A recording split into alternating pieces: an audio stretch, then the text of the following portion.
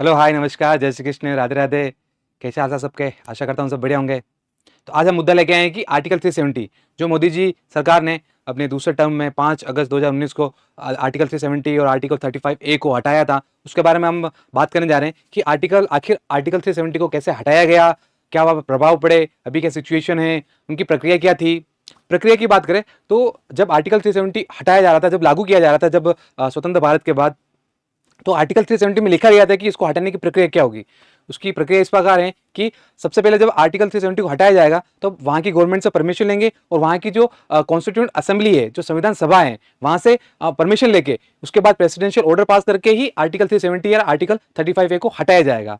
तो जब 2014 में आर्टिकल 370 के बाद जब वहाँ इलेक्शन हुए थे 2014 में, तब पीडीपी की सरकार थी, वहाँ महबूबा मुफ्ती की सरकार थी। पीडीपी यानी पीपल्स डेमोक्रेटिक पार्टी, उसकी सरकार थी। तो उनकी बहुमत में सरकार नहीं आ रही थी, तो वहां पर उन्होंने एक कोलिशन बनाया बीजेपी के साथ।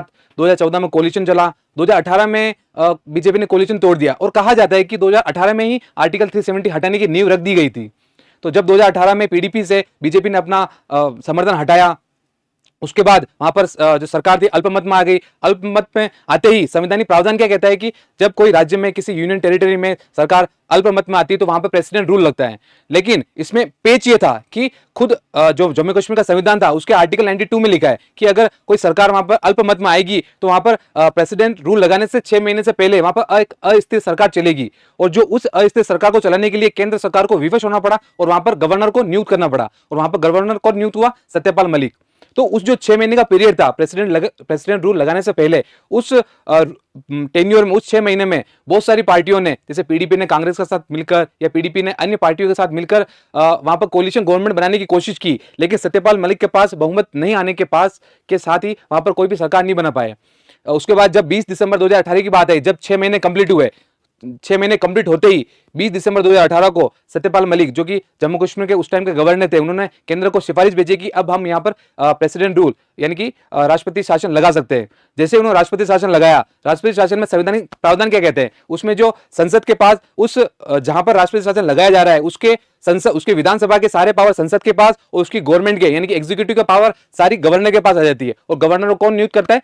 Central government. तो इससे ये निकलता है कि वहां की जो गवर्नमेंट थी, जम्मू कश्मीर की गवर्नमेंट थी, वो किसके बराबर आ गई? गवर्नर के पास। और जो वहां की विधानसभा थी वो उसकी पावर संसद के पास आ गई।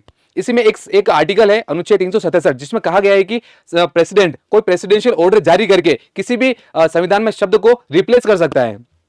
जैसे केंद्र सरकार ने आर्टिकल 367 का यूज करते हुए 5 अगस्त 2019 को सुबह के दिन ही एक प्रेसिडेंशियल ऑर्डर रिलीज किया गया संसद से, और उसमें लिखा गया कि जम्मू कश्मीर की सरकार को गवर्नर के द्वारा तथा जम्मू कश्मीर की संविधान सभा को संसद के द्वारा रिप्लेस किया जाता है, नाम रिप्लेस किया जाता है, जिससे उसकी शक्ति भी रिप्लेस हो गई, जिसमें जम्मू कश्मीर के गवर्नर की पावर आ गई, जम्मू कश्मीर के जो गवर्नमेंट थी उसकी पावर आ गई गवर्नर के पास, और जो जम्मू कश्मीर की विधानसभा की पावर आ गई संसद के पास। जो प्रोसेस तो मैंने पहले डिस्कस किया था कि सबसे पहले आर्टिकल 370 को हटाने के पहले उसमें खुद आर्टिकल 370 में लिखा गया है कि उसको हटाने के लिए जो नियम होंगे, कैसे होगा कि सर्वप्रथम जम्मू कश्मीर की गवर्नमेंट, जो कि अब गवर्नर है, वहां की गवर्नमेंट, उसके परमिशन ले ली। फिर वहां की जो कॉन्स्टिट्यूशन असेंबली है, संविधान सभा है, जो कि अब प्रेसिडेंट रूल लगने के बाद संसद हो गई है, वहां से परमिशन मिल गई। फिर परमिशन मिलने के बाद प्रेसिडेंट ऑर्डर पास हो गया। इससे गवर्नमेंट ने जो लूप होल था, गवर्नमेंट ने खुद अपने नियम का लूप होल निकालते हुए इस आर्टिकल 370 को हटाया है।